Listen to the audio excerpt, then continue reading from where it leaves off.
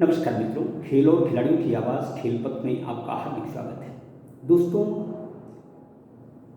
Handball federation of India और handball association India के बीच सही कौन है, इसका खुलासा 5 सितंबर को भारतीय ओलंपिक संघ के कार्यकारी अध्यक्ष आदिल जे शुमरीवाला के पत्र से हो गया है। शुमरीवाला ने हैंडबॉल फेडरेशन ऑफ इंडिया के अध्यक्ष दिग्विजय चौटाला और महासचिव प्रीतपाल सिंह सलूजा को पत्र प्रेषित कर न केवल इन दोनों पदाधिकारियों को बधाई दी, बल्कि कहा कि उन्हें उम्मीद है कि हैंडबॉल फेडरेशन ऑफ इंडिया के कार्यों से ये खेल नई ऊंचाइयों तक पहुंचेगा। दरअसल हैंडबॉल फेडरेशन ऑफ इंडिया के पदाधिकारियों ने अंतर्राष्ट्रीय हैंडबॉल फेडरेशन के अध्यक्ष डॉक्टर हसन मुस्तफ़ा को प्रेषित पत्र में हैंडबॉल एसोसिएशन इंडिया के कामकाज पर नाराजगी जताते हुए उन्हें अवगत कराया था कि ये संगठन लखनऊ में अवैध रूप से राष्ट्रीय पुरुष हैंडबॉल चैंपियनशिप का आयोजन कर नियम कायदों की अनदेखी कर रहा है। अब आदिल जे शुमरीवाला के पत्र से यह साफ हो गया है कि मई माह में लखनऊ में आनंदेश्वर पांडे के घर से जिस हैंडबॉल फेडरेशन ऑफ इंडिया का नाम बदला गया है वह पूरी तरह से अवैध है। दरअसल पिछले महीने रोहतक में अदालत के आदेश के बाद नियम कानूनों को ध्यान में रखते हुए हैंडबॉल फेडरेशन ऑफ इंडिया के चुनाव हुए हैं, जिसमें दिग्विजय चौटाला को सर्वसम्मत से संगठन का अध्यक्ष तथा प्रीतपाल सिंह सलूजा को महासचिव चुना गया है।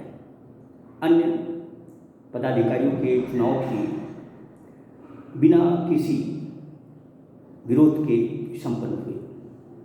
नियमतः इस संगठन को ही हैंडबॉल खेल को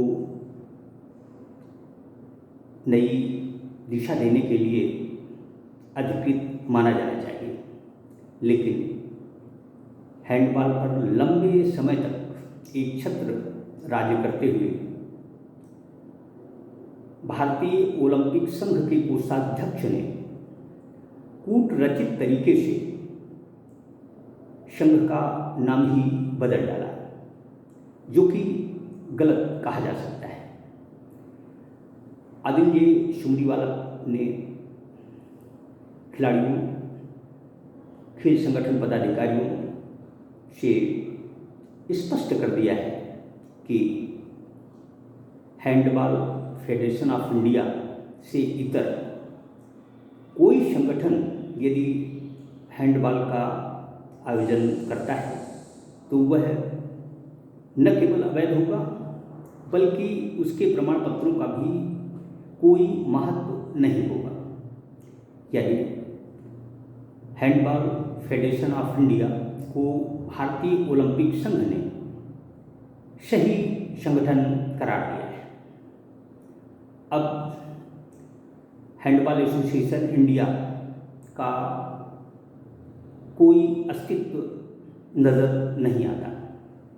दरअसल जब किसी संगठन की कार्यकारिणी चुनाव के द्वारा संपन्न होती है तो उसका अपना एक अलग महत्व होता है। देखा जाए तो हैंडबॉल एसोसिएशन इंडिया का जो नया रूप सामने आया है, ये सिर्फ और सिर्फ आनंदेश्वर पांडे की कूटरचित सोच का नतीजा है।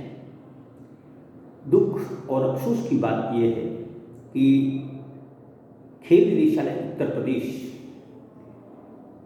असली और नकली से कोई वास्ता न रखते हुए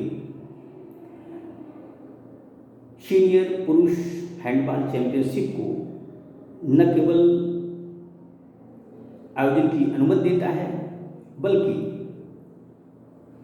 आज से वहाँ प्रतियोगिता का भी आगाज कर दिया जाता है। दरअसल सरकार को फूंक फूंक कर कदम उठाना चाहिए था, लेकिन खेल निदेशालय एक तरफ तो 29 अगस्त को आनंदेश्वर पांडे यानी उत्तर प्रदेश ओलंपिक एसोसिएशन के सचिव को कमरे खाली करने के लिए आदेशित करता है, दूसरी तरफ उन्हें केडी सिंह बाबू स्टेडियम में ही न केवल प्रेस कॉन्फ्रेंस करने की अनुमति देता है बल्कि आयोजन कराने की भी सहमति देता है, जो कि गलत है। यदि किसी व्यक्ति पर दुराचार का मामला पंजीबद्ध हो चुका है तो ऐसे में भी खेल निदेशालय के अधिकारियों का यह दायित्व बनता था कि जब तक आप साफ नहीं हो जाते, जब तक आप पर लगे आरोप आपको निर्दोष साबित नहीं कर देते, तब तक आप यहाँ किसी भी तरह का आयोजन या प्रेस कॉन्फ्रेंस नहीं कर सकते। यह दरअसल खेल निदेशालय के आला अधिकारियों को सोचना चाहिए था। खैर, अब भारतीय ओलंपिक संघ के कार्यकारी अध्यक्ष आदिल सुमरीवाला के पत्र के बाद यह तो तय हो गया है कि हैंडबॉल फेडरेशन ऑफ इंडिया ही देश में हैंडबॉल खेल के प्रोत्साहन प्रतियोगिताओं के आयोजन का मुख्य संगठन है।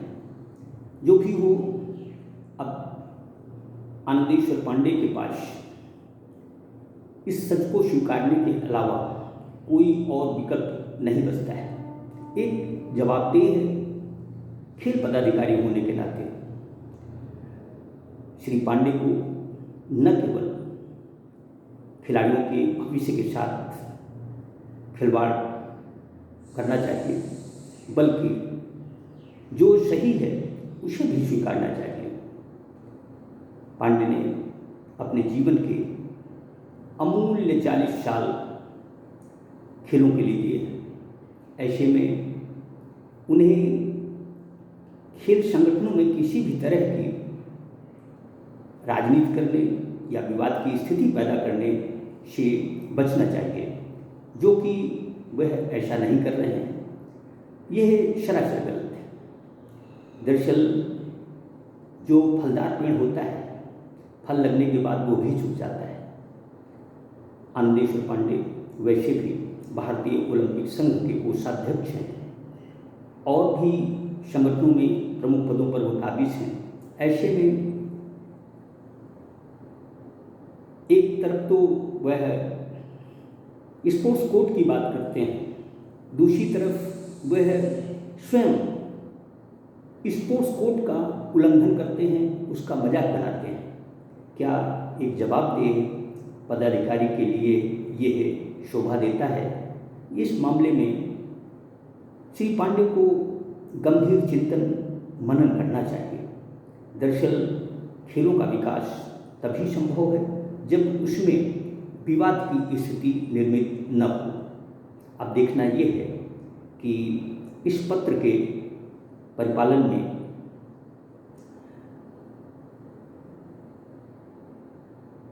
आनंदेश्वर पांडे का संगठन क्या रुख अख्तियार करता है। जो भी हो, इस मामले में संजीदगी से कार्य करने की जरूरत है। यदि कोई संगठन नियमितः चुनाव के बाद गठित हुआ है तो उसे खेल हित में काम करने का मौका दिया जाना चाहिए। उसमें अगर आप सहयोग नहीं कर सकते तो कम से कम असहयोग न करें। यही एक जवाबदेह खेल पदाधिकारी का दायित्व बनता है। जय हिंद, जय भारत।